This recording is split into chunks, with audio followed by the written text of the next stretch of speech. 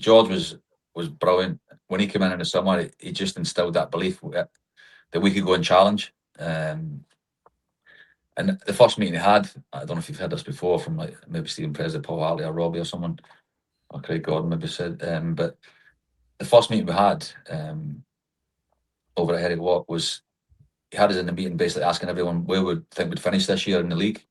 And a lot of the boys were putting like third, fourth, or whatever, qualify for Europe kind of thing. And George said, what about first? And everyone's like, really? And then from that meeting, he just instilled belief, confidence, and then as a coach, as a man, he was brilliant. And then the way we started, the first 9 games, top of the league, I think we're 5 points clear of Celtic at that point. Was amazing. And we had a really good group of players, some good foreign players, and then some great Scottish lads in the team as well. So Andy Webster, Stephen Presley, Paul Hartley, and Craig Gordon, and then like Rudy Scatcho and stuff. So we had a really good balance in the squad and a really good group.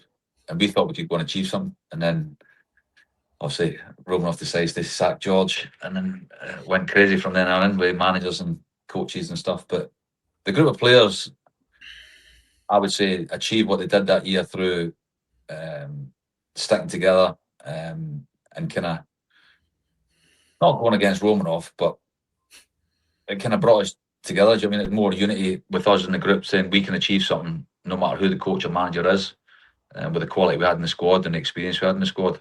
And I mean, finishing second and winning the Scottish Cup was brilliant. But I think if George had stayed, I think we could have went that step further, because he was top coach.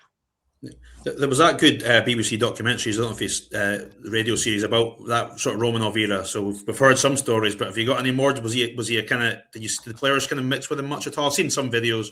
I think there was a famous one with one, he was playing basketball or one of the players, but I'm sure you've got some crazy stories as well. I've not got so many. Just what was happening with the staff he was bringing in and changing managers and stuff like that. I never really had any real interaction with him. I seen Paul Hartley did an interview a couple of weeks ago, and he was talking about a few stories, but that was after I had left. So he'd come to games and stuff like that, and he would come to, so if we having pre-match at say Dalmahoy, he would come, and then one of the times, I think it was just before George left, George had named the team, or it might have been, was it Graham Ricks? I can't remember. One of the managers had named the team on the Friday, and we were having pre-match at Dalmahoy, and Romanov came to pre-match, so like chatting to the players, and then at the end of the meal, he kind of left, and then the gaffer at the time, I'm sure it was Graham Ricks, said, lads, look, there's been a change in the team. The owners just changed like three starters on the bench and 3 people on the bench coming in. So that was mad. Like stuff like that used to happen quite regular. I remember we played against, we beat Aberdeen in the cup, I think 3-0 on a Saturday. And we're playing, I think it was United away on a Tuesday night.